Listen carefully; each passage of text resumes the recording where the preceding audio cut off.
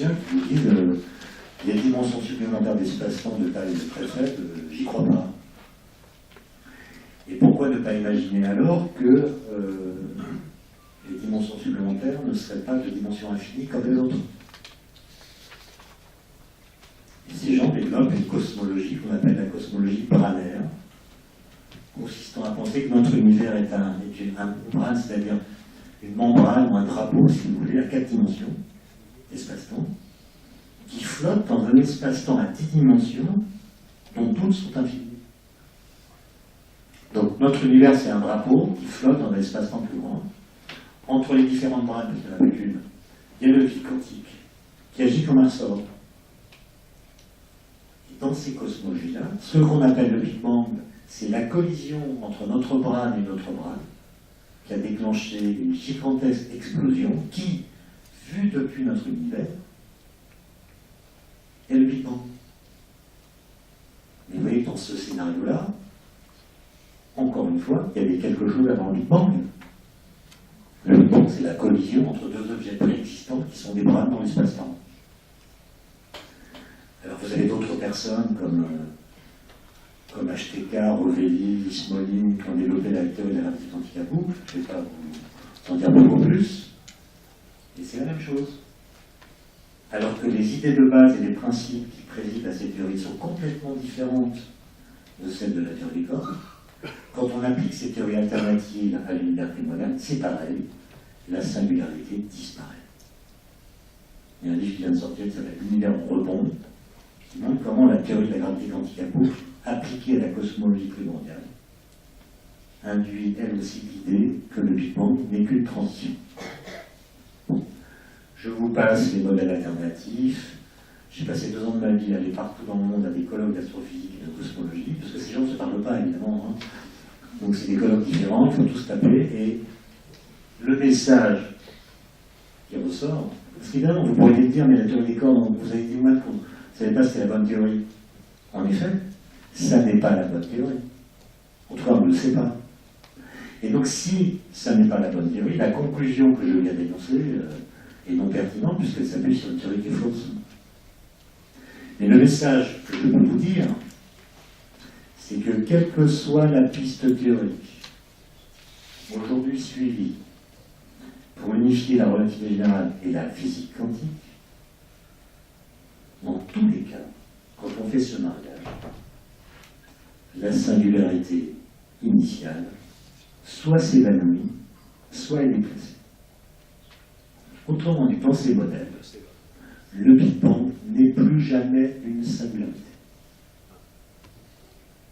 Autrement dit, après que toutes ces théories sont fausses, auquel cas ma conclusion est aussi. Peut-être que la bonne piste théorique est une piste à laquelle personne n'a jamais pensé. C'est possible. Mais on doit parler à la lumière de ce qu'on sait. Et ce qu'on sait aujourd'hui, c'est que toutes les pistes actuellement suivies pour unifier les forces concluent à la disparition de la singularité initiale. C'est tout. Autrement dit, nous n'avons pas la preuve scientifique que l'univers a eu une origine. Et nous n'avons pas la preuve scientifique que l'univers n'en a pas eu. Donc la question d'origine est une question ouverte. Et on doit se demander pourquoi elle est toujours présentée comme une question fermée. On nous dit, il y a eu une origine, il faut trouver laquelle. Évidemment, les religieux, les scientifiques vont entrer en concurrence. Et peut-être qu'il y a peu d'origine. Peut-être qu'il y a toujours eu quelque chose. Par ailleurs, on vous explique souvent que la question d'origine s'est posée dans toutes les cultures à la surface du globe. Mais c'est faux. C'est faux. Il y a des cultures, et pas les moindres, qui n'ont jamais pensé la question de l'origine. Ça a commencé par la civilisation chinoise. Pas d'origine chez les Chinois. Ils n'ont jamais imaginé qu'il ait pu y avoir la transition entre le bon-être et l'être. Pour eux, il y a une suite de processus. Il y a toujours eu quelque chose. Voilà, donc il n'y a pas d'origine. Ça a été longuement raconté par François Julien. dans ses livres, j'ai moi-même interrogé des physiciens chinois du CERN, ils disent tous la même chose. Ils ne savent même pas ce que veut dire l'origine de l'univers. Et donc c'est parce que nous croyons culturellement que l'univers a une origine que la question de savoir quelle elle a été se pose. C'est un peu comme la matière noire. On parle de la matière noire. Mais non, il y a un problème avec la dynamique des galaxies. Il se peut qu'une solution de ce problème soit l'existence de la matière noire. Mais il se peut aussi que la solution de ce problème vienne du fait que les lois qu'on utilise pour dire que la matière noire sont fausses. Autrement dit, on ne sait pas si le problème de la dynamique des galaxies est un problème de nature ontologique. Il faut imaginer qu'il y a quelque chose qu'on ne connaît pas, qui est dans l'univers, et qui, par son existence, va rétablir l'écart, va combler l'écart entre les prédictions et les observations. Ou est-ce que la solution de ce problème est législative? Il faut changer les lois de façon à comprendre la dynamique des galaxies sans invoquer l'existence de la matière noire. Et quand vous dites on a un problème de la matière noire, vous parlez de la solution possible et pas du problème. Et donc le problème qu'on a à résoudre, pour l'instant, c'est pas de savoir quelle a été l'origine de l'univers. Le problème qu'on doit résoudre, c'est y a-t-il eu une origine de l'univers? On n'en sait rien. Et on continue de parler comme dans les années 50, c'est-à-dire comme si le Big Bang était l'origine. Mes collègues astrophysiciens disent le mur de Planck est advenu 10 puissance moins 43 secondes après le Big Bang. Donc ils remettent de l'instant zéro là. Alors on dit mais pourquoi vos équations vous disent qu'il n'y a plus d'instant zéro, pourquoi vous continuez à parler d'instant zéro? Et ils répondent par souci d'être compris.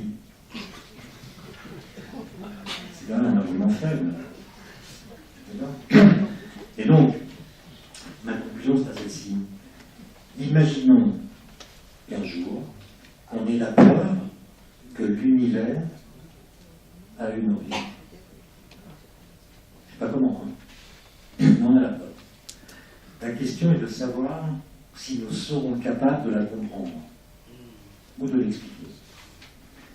Une telle origine, je l'ai dit, c'est la transition entre le néant et l'être. Alors d'abord, est-ce qu'on est capable de penser le néant? Bergson disait « le néant est une idée destructrice d'elle-même ». Qu'est-ce qu'il voulait dire par là? Il voulait dire que dès que vous pensez le néant,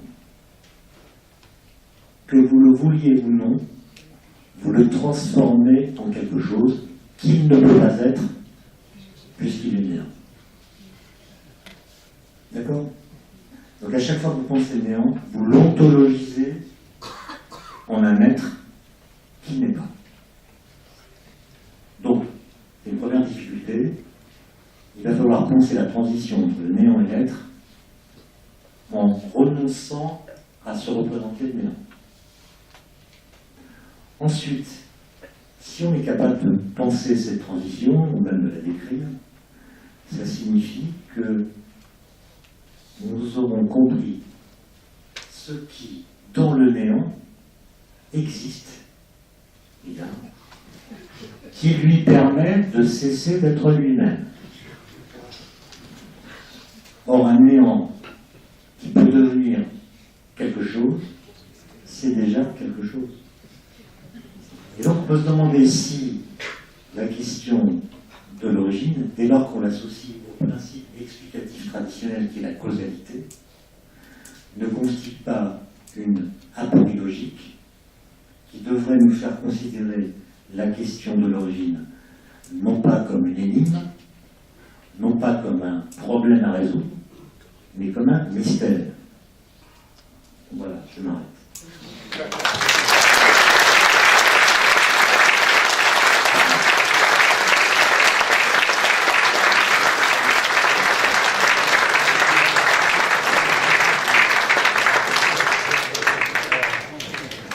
Vous m'entendez? Merci beaucoup. Et je suppose que vous avez des questions. Moi j'en ai une là. Parler de beaucoup de l'origine, bien sûr, c'était le thème, mais et la fin. Bon, c'est une autre question, mais elle est corrélée à la première, parce que justement... S'il n'y a pas d'origine, il n'y a peut-être pas de fin. Mais justement, pourquoi on se passionne pour l'origine? C'est que justement, l'origine, sans faire de mauvais jeu de mots, elle a un parfum de fin des fins.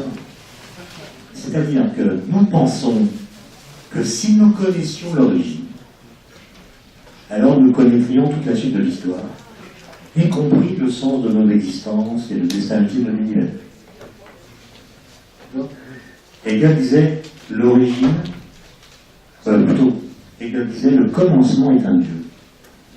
Il ne voulait pas dire que Dieu était au commencement, il voulait dire que le commencement agit dans notre esprit comme un Dieu. C'est-à-dire nous considérons que le commencement détermine à lui seul toute la suite de l'histoire. Il paraît que c'est vrai pour l'histoire d'amour, hein, c'est la façon dont elle commence qui détermine ensuite. Je n'ai pas vérifié, mais c'est quelque chose qu'on a. On a l'idée que si on comprenait l'origine, on connaîtrait la suite.